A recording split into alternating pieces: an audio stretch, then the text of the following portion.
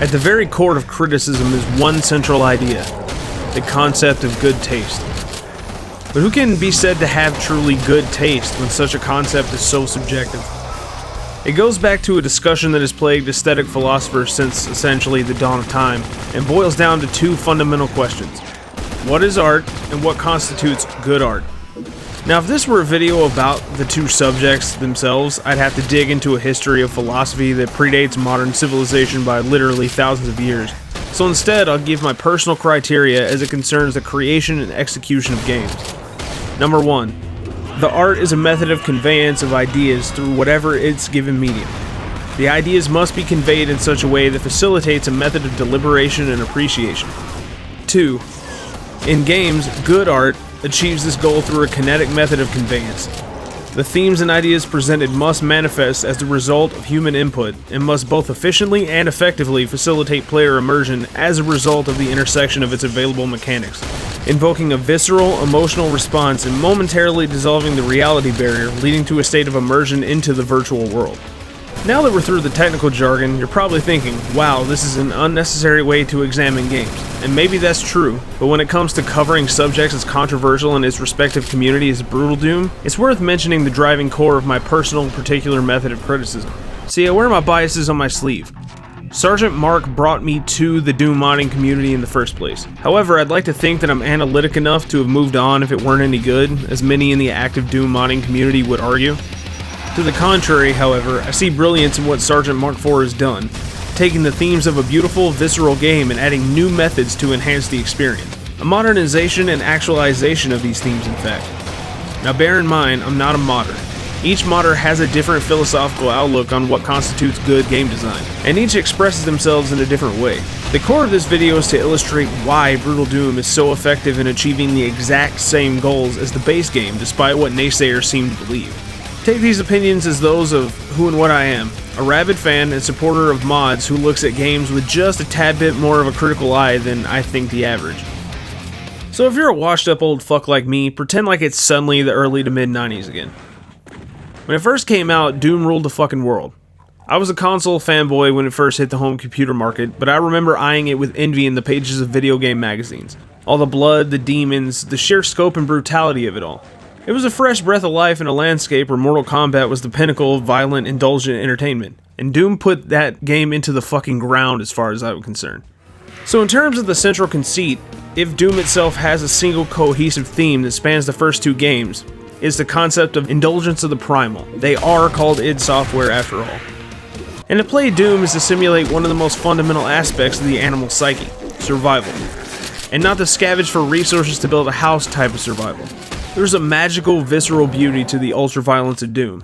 I mean, sure, it's cartoony and fun. It was cartoony and fun in the 90s too, if parents had been even remotely objective about it.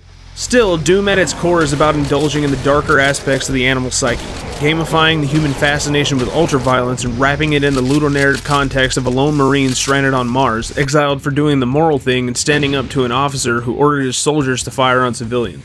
When the demons invade, Doom Guy, not the fucking Doomslayer, is left alone to fight through hell and slay as many demons as possible, even if the original .text file explaining the story so far explicitly outlines that the entire narrative anchor, bare bones as it may be, is to indulge in as much demonic slaughter as humanly possible before you die. All of the kinetic and aesthetic aspects branch out from that core concept of indulgence, separated into a subset of simpler themes such as revenge, violence, implicit anger, and survival. And consider the tools at your disposal and the obstacles that you face. Try to remember the first time you heard the Doom shotgun firing off rounds and demons screaming in agony upon impact, or the sound of an explosive barrel expelling flames and metal shrapnel into the closest zombie man. That immediate fear you felt when demons began teleporting in, surrounding and quickly swarming you. Indulgence. It's the core motivator and the ultimate payoff of Doom. The ever-present, ever-growing desire to find new guns, open new doors, paint the walls red with as much blood as possible, and survive the hordes of demons along the way. So all of this having been said, why is one of the primary complaints about Brutal Doom the so-called feature creep that gets littered across the various discussion boards and Discord servers that connect the modding community? I mean, maybe opinions on the concept differ from person to person, but doesn't feature creep usually require the expansion of a software to get in the way of the primary goal of the software? If this is true, and I just read the wiki on the term feature creep, so I'm fairly certain that it is. In what way do any of the features that Mark has added over the course of the 11 years fit this definition? For me, who has been playing some iteration of Brutal Doom since literally 2010 when it first released, each expansion feature has been purely additive in the pursuit of reaching the goal of Doom, which is to say, to indulge in as much demonic brutality as humanly possible. Does it have fatality-esque death animations? Yes, and they used to be long as fuck, I'll give you that, but that is in the past. I mean, people complain about the glory kills like they're both necessary and constant, and yet very rarely do I even use them unless I just want the thrill in the moment. In terms of indulgence, you have to actively seek out the fatality animation. It's an optional Easter egg at best, an easily overlooked feature at worst, meaning it wouldn't be feature creep so much as it would be just unnecessary. But let's compare that with Doom 2016, where the core gameplay loop revolves around using glory kills to survive, which was well received by many and seems to be lauded by the majority of the community today. Which is fine, Doom 2016 is a fun game, but does it actually reach any goals that creatively placed power-ups and secrets didn't handle better before that? I mean, I definitely spent less time familiarizing myself with the maps in 2016, that's for damn sure. The indulgence of Doom 2016 became less about the ingenuity and creator thumbprint of the level design and more about purely shooting enemies. And again, I'm not shitting on Doom 2016, but graphical fidelity aside, what makes the implementation of glory kills in Doom 2016 better or more effective? In truth, glory kills perform a similar function to Doom 2016 in the first place, and without the expense of the creativity of the maps and the original game flow. I mean, is performing a glory kill a risky situation? Yes, but that plays into a third-tier tertiary theme of Doom's survival-oriented indulgence, risk and reward. Fundamentally, it's no different performing a glory kill than it is to just jump into a hurt floor in order to try to find a secret, or risking the use of a rocket launcher when you hear the screech of a lost soul somewhere out of your immediate range of vision. And this confusion goes double for the reload and ADS systems which people complain about, seemingly because the original Doom didn't have it. Specific grievances vary, of course, but the most common issue seems to be the impact that ADS mechanics have on the pacing of the game, which, as we all know, is the reason why it wasn't included in the first place. This is all true, of course, but to say that it breaks the action orientation of the game is patently false as far as I can tell. If anything, it puts a player into heightened levels of tension and forces them to utilize every tool in their arsenal rather than simply running a single gun down to empty before switching, which if you've ever watched a seasoned Doom veteran on a stream before, you know that they're going to do this anyway. They're constantly bouncing back and forth between the best weapon for the occasion. Now for me specifically, it's a tactile reminder that ammo is a finite resource that has to be carefully managed on the difficulties that I play on, which usually is either UV or, in Brutal Doom's case, oftentimes black metal. And it should also be noted that many people play even the original Doom through GZ Doom, with things like crouch and jump enabled, and these are all things that Doom was never designed to have in the first place, and to use them would effectively be cheating and break the map, thus the pace. But rather, I view it as adding an extra level of depth to the gameplay. Once again, reloading is a risk-reward situation, one that you can't take lightly when you're being overrun by hordes of pinkies and cacodemons. Plus, if you need to create distance between yourself and the enemy, you can always kick them. I mean, bonus points if you kick a Hell Knight or Baron in the dick because it stuns them and buys you extra time. I mean, I can grant that it does change the power curve of some of the weapons, it's true. The shotgun specifically, for instance, with its higher capacity tube and much higher rate of fire, does make laying waste to enemies much quicker whenever you use it. However, I don't understand why people say that it makes the super shotgun useless. I mean, half the time the discourse on the SSG is that it's game-breaking in its own right, which is a sentiment that I don't share, but even if the speed of the shots through ADS on the shotgun technically makes the potential DPS higher, while you're aiming down the sight, you have a very limited field of view when you use it. The super shotgun, however, still drills enemies like a baby rocket launcher, has a pretty fast reload time, and doesn't have the drawback of limited visibility. If anything, it gives you an extra incentive to occasionally take out the original shotgun as opposed to just relying on the SSG like, I'm personally willing to do, and I've seen many people on Twitter agree. And this says nothing of the enemy changes that increase the risk-reward of the previous systems. For instance, cacodemons now dash to the side to dodge incoming projectiles, while imps will leap at you rapidly to close the distance. Hell Knights and Barons have upgraded projectiles that will throw 3 volley shots, all of which will punish the player for limiting his field of view while he's looking down the ADS. On the other hand, there are those who swing in the complete opposite direction and believe that these additions completely break the game on higher difficulty settings and make it incredibly difficult to impossible. The thing about difficulty is that it's wholly subjective. I personally like the balancing on Sergeant Mark IV's UV because we've been playing standard vanilla Doom maps on UV for 10 plus years. You probably know the tricks and traps by this point. But if you don't, you can just choose one of the easier versions of Hurt Me Plenty or Ultraviolence. Now, the discourse around Brutal Doom's difficulty is a lot more civil and responsive to player choice, so I don't want to sound like I'm castigating anyone. But extremely hard Doom mods have been common and oftentimes popular since Doom modding became a thing.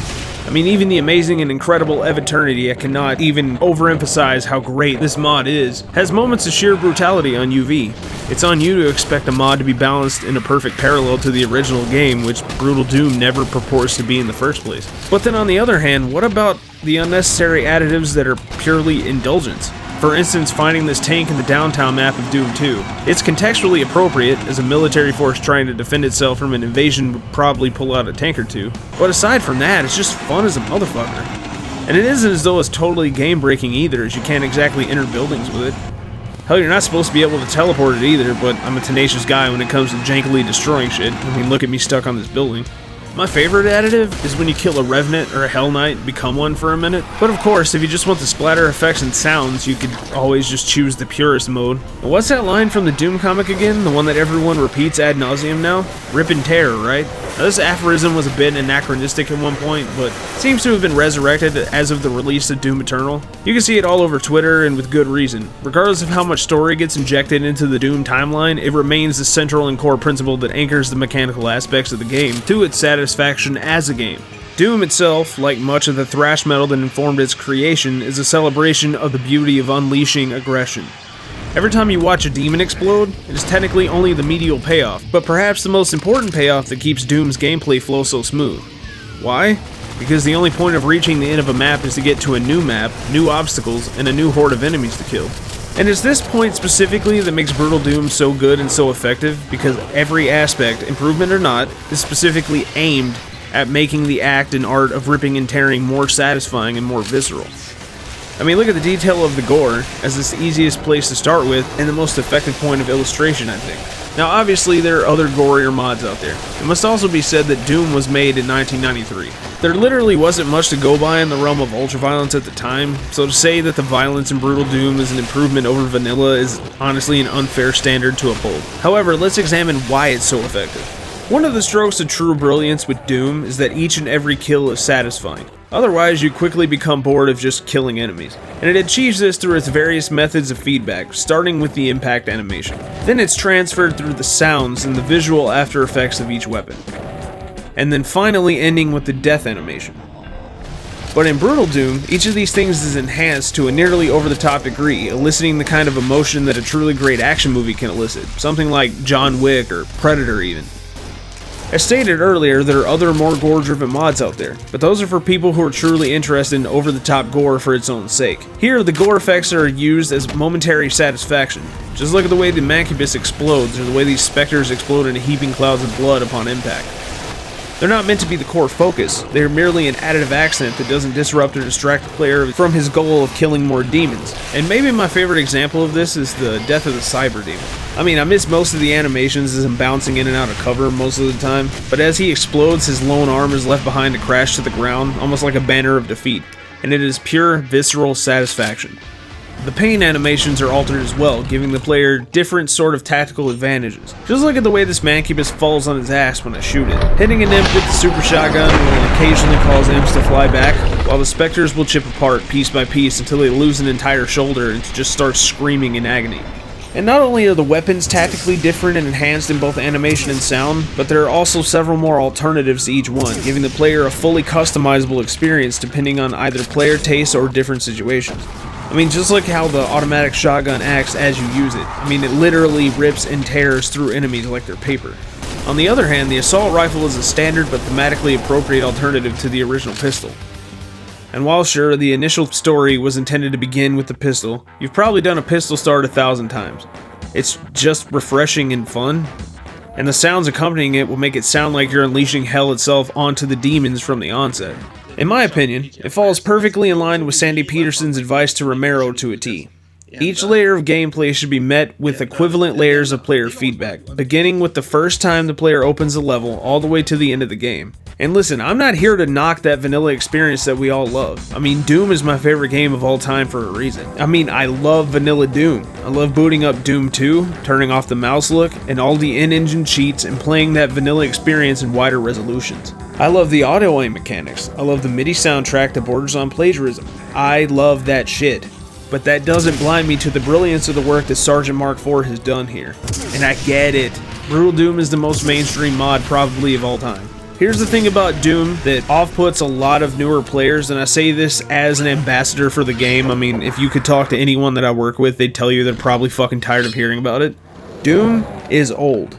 Now, the gameplay is perfect as far as I'm concerned, and I don't think any of the crop of first-person shooters that followed it quite master the high art that is its gameplay loop. But I grew up in that era. Many people did not. They grew up with Call of Duty and are just now discovering Doom for the first time. Thrash metal needed Metallica. Grunge needed Nirvana. Everybody needs a gateway. As much experience as I have with the Doom vanilla as a game, SGT Mark IV provided even me with the gateway drug that led me into the Doom modding community. So imagine what it might be like for someone who has never touched a boomer shooter in his life. As much as we diehards may wish otherwise, casual appeal matters when it comes to building bridges. And even in the Doom modding scene, which has been around for like 28 years at this point, needs something to bridge the gap. Brutal Doom fits this specific niche perhaps better than any other mod because it includes gameplay elements that an outsider will be familiar with. And the Hell on Earth starter pack has the capability to illustrate just how transformative and unique the individual contributions of Doom modding can be without straying too far into the realms of the strange or complex like other great mods such as Hunter's Moon or Project Brutality. Both are amazing projects in their own right, don't get me wrong, but they don't quite have that quick, casual mainstream appeal that Brutal Doom is essentially famous for. Nowhere within this video have I mentioned that Brutal Doom is better than any other mod. I mean, frankly, it has seen its moment in time and has its place within that context alone as other modders are currently pushing the envelope further and further, developing more and more ambitious projects over time. But with that ambition comes an element of alienation. The weirder or more complex or even more purist you get, the further you stray away from the curve of people who may have just left games like Battlefield. And that's without mentioning how alienating the attitude towards Brutal Doom can be, and yet I can't help but put myself into the headspace I had in 2010 when I first booted it up and truly realized what a creative person can do with a classic game. I'm not telling you to like it, you can do whatever the hell you want as far as that goes. But to renounce Brutal Doom as some kind of terrible mod just because it doesn't fit your particular taste is understandable because of its popularity, but honestly I think you should give it a modern look because I think most of you probably haven't played it since about 5 years ago, and I think if you try it out you'll be pleasantly surprised. But either way, Brutal Doom's actually brilliant, and if you disagree, feel free to flame me in the comments.